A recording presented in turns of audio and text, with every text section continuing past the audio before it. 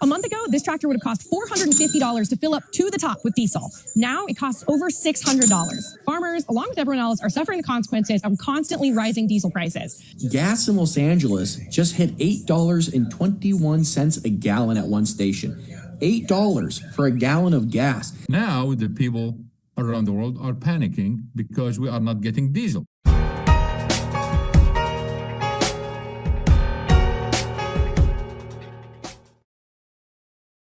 And it does seem like a lot of this has been taken out of the news, that diesel prices are skyrocketing and the availability of it is decreasing, which puts us in a large problem. We are coming into harvest season right now. It was difficult enough to get the crops planted and not put enough fertilizer on them. So globally, if you've done the math or followed others who do, 20% is what they're talking about at the minimum this year of crops and grains not being grown. So what we got last year, subtract 20% from that. At the same time, that's just the estimates of what is not going to mature in the fields. What happens now when we throw a diesel debacle on top of that?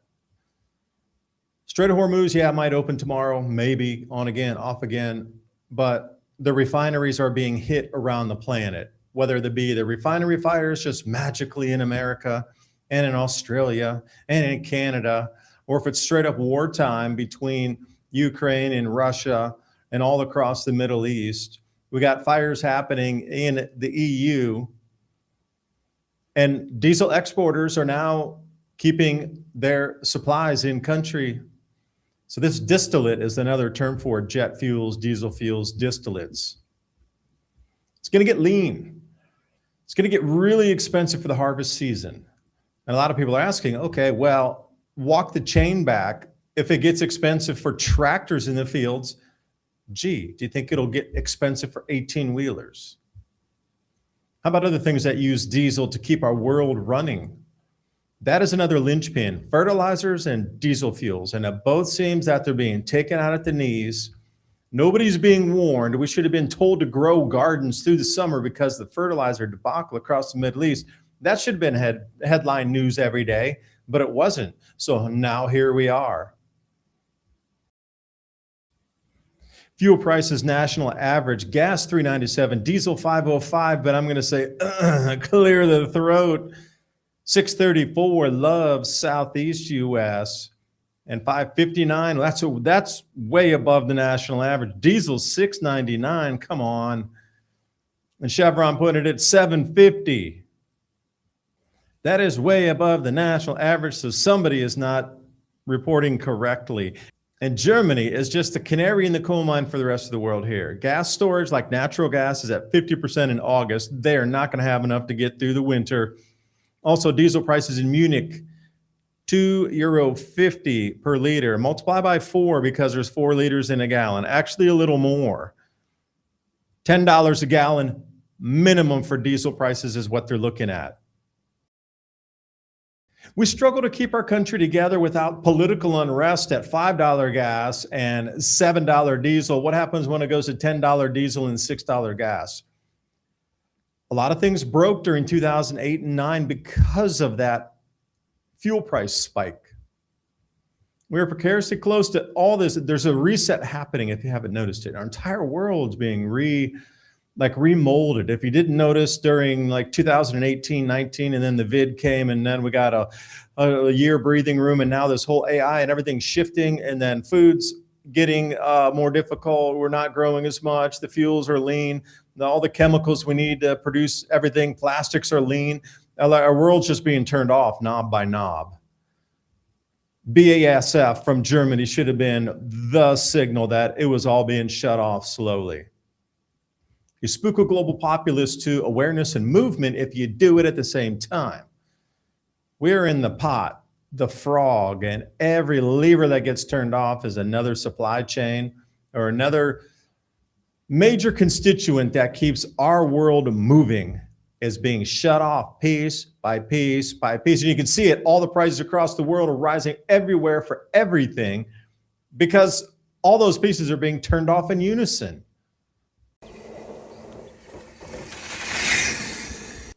Feeling the heat, the exhaustion, the withering, being out in the heat. The summer returns once again.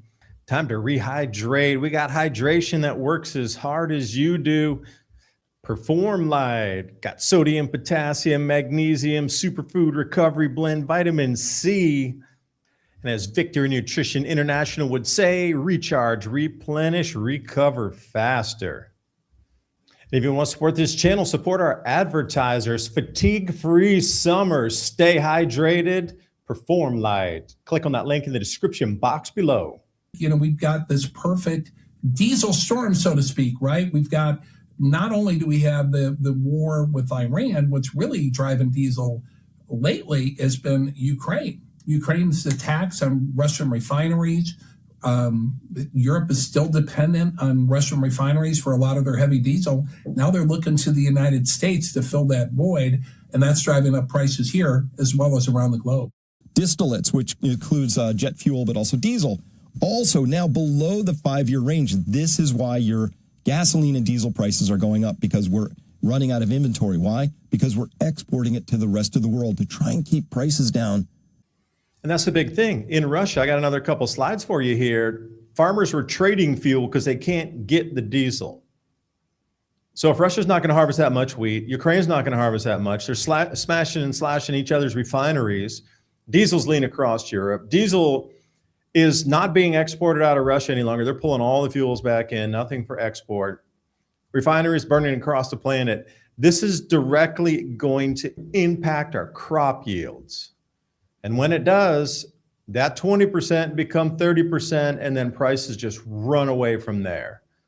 Seems like it's a planned, prolonged event to push us into this new whatever world that is expected that we move into. We didn't go quietly during the 2021, 22, 23 era. Now we're going to be pulled across that, broken glass to the other side, whether you want it or not. That's how intense this is going to become. And Chris Martinson, one of my faves over at Peak Prosperity, shout out. This is what he's talking about here, the refined petroleum products going out of our country, making our prices higher to try to keep down and keep the civil unrest at a minimum until they don't want to keep it at a minimum any longer. You're looking at the green and the orange, the distillate fuel oil, and jet fuels is exactly what they're talking about. And if we do look at diesel prices, it just seems like it's continuing up, and it is not going to stop. So if this is any indication, this shall keep going and going and going to $7 to $10+ in the future. And how will we be able to handle that? Because XOM's CEO, this is a good quote right here. While we're looking at Russia's Stratov oil refinery ablaze, I would add that the supply of diesel is tighter than yesterday, but looser than tomorrow. Everyday capacity is destroyed and global output falls. Oil should have been $400 a barrel long ago. That's coming from the CEO. And then another CEO, this is from Shell Oil, admits diesel in short supply. Behind the scenes, refineries are entering the danger zone of going over 100% capacity. And this is where things break, blow up, and accidents happen.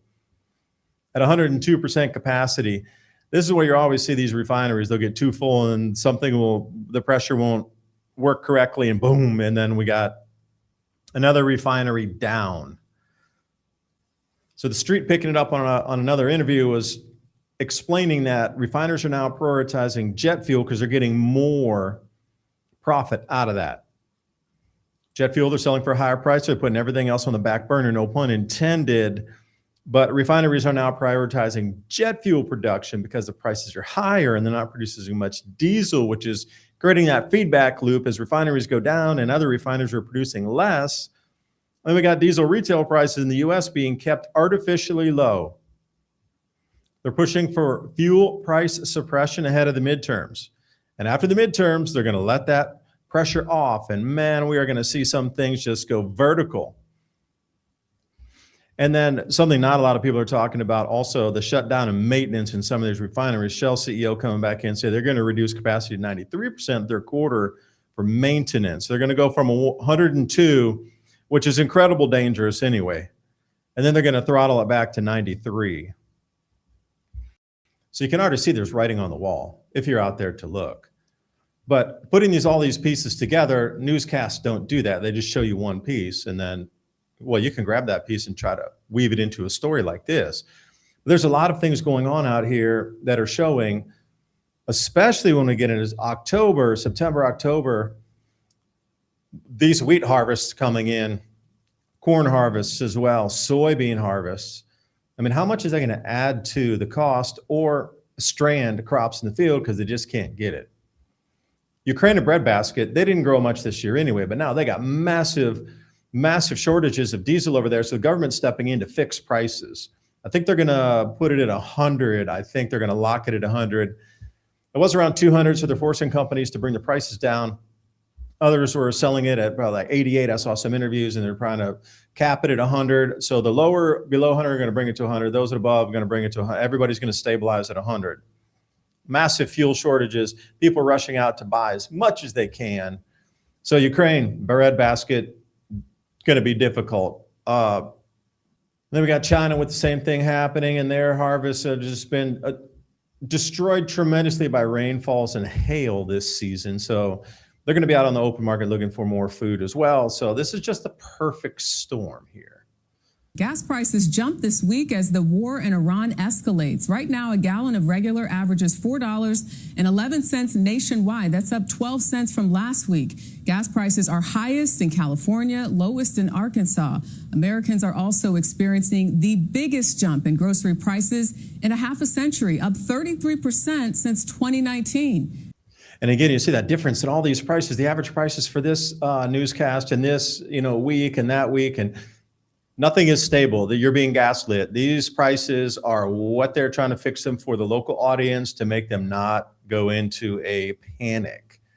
Because if everybody wants to go buy something at the exact same time, that causes a shortage. Remember the toilet paper thing back in COVID time? News said toilet paper shortage, so everybody went out to buy. Imagine when the news goes food shortage, fuel shortage. Oh, that's going to be a day you're going to remember. That'll be one of those days that will always remember for the rest of your life. If it comes out on the news and they do both in the same day, or even one, it's going to cost, like 1970s oil embargo, people waiting in line to get fuel. I mean, you will never forget that as long as you live. If you were waiting in line during that time, that will always stay with you. This will be this type of event that will stay with you for the rest of your life. You'll always remember that. Let's talk about farmers and some food here. I can't buy a whole lot of fuel at this price right now. I bought 2,000 gallons of diesel for the farm, and the price was $9,500. That's right around $5. But again, if you're going to an ag co-op, you're going to get a little cheaper than you would at regular petrol station. So even at that price on the wholesale at an ag co-op, and new studies coming out showing farmers paid an extra $1.4 billion for diesel during the planting season, and that's an extra $1,500 they have to use to fill these tractors. And at the same time, Russia extends diesel and gasoline export ban until the end of January. They need it for their own. Plus, the refineries are smashed to bits. Yay, go team. Give them more destructive flying devices. And Russia reaps what it sowed. Shortages now hit food. Well, not just for you, for the world. Thanks so much.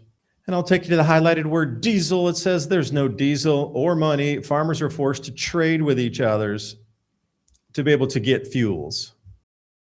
And what that means was that some farmers, like the other guy, for example, bought 2,000 gallons, and they still have some in their tank. So they had more than they need currently, and they're sitting waiting for the harvest season to come.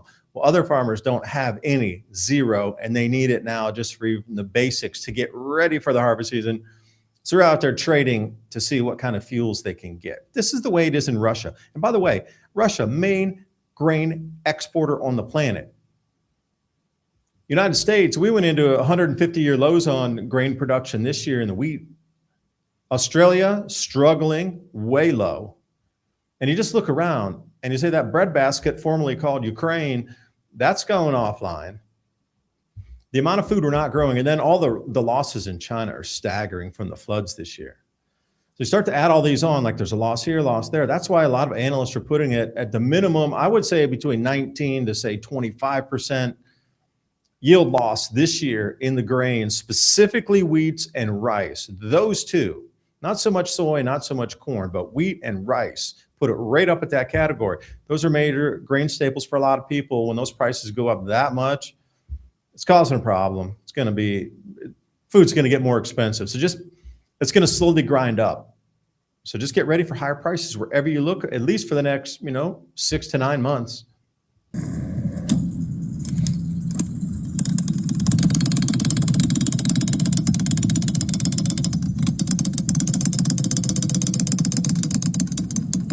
Are you kidding me? Every last drop. This is going to be, you're going to hear that sound across every petrol station on the planet. And I'll bring it back here. Words of wisdom behind what you're seeing in the daily news, fed to you, curated with all the same stories across the same news outlets. Nothing's investigative any longer. There's been a lot of discussion for months about when rationing hits, food prices rise, agriculture as in ag, farms, construction, long-haul trucking, and every product touched by a truck, which is everything, costs more than it does now. Think back to 2008 and 9. What did you learn? Think about 2020 to 2023. What did you learn during COVID? Well, I'll agree. We all learned empty shelves. We saw spots there. Fuel spikes, supply chains break. And here's the interesting one. Neighbors, we thought we knew, acting in ways we didn't expect, government as well. We're going to do that 2.0, actually 3.0 this time. But the difference is there was something to fall back on. There was not a disruption in fuels and fertilizers and plastics and chemicals and transportation and the economy all happening in unison. This is something really, if you're going to look at it, I saw some analysts were saying this is like a once in a 2,000 year event of all these risks layering on top. And if we do go into some sort of collapse-ish event here, it would rival the Roman Empire. At that type of drop and then subsequent unrest that would shatter belt everything that we know as governments and blocks of nations. It's all going to be reshuffled, and then I guess it'll snap together like a magnet does. Anyway, I appreciate your time. Thank you so much. Please have this discussion with your friends and family. Share the video. And also stay connected. I just started up a Facebook, a Threads, and an Instagram where we're throwing our shorts from the channel up there, and on TikTok, X, and rumble.com. BitChute as well. And please remember, the link for Perform Light is in the description box below. Great way to keep yourself hydrated as we go through the summer and we get on to staying out longer and doing more tasks than we're used to. Yeah, we need water, but we also need minerals and salts in there to keep us hydrated. Click on that link in the description box below. I'll see you next time. Bye for now.